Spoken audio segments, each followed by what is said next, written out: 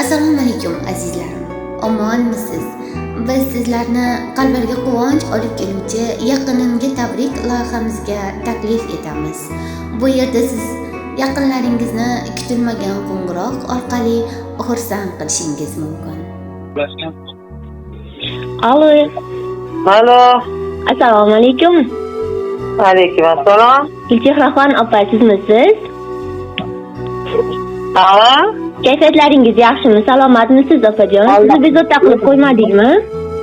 Yo'q.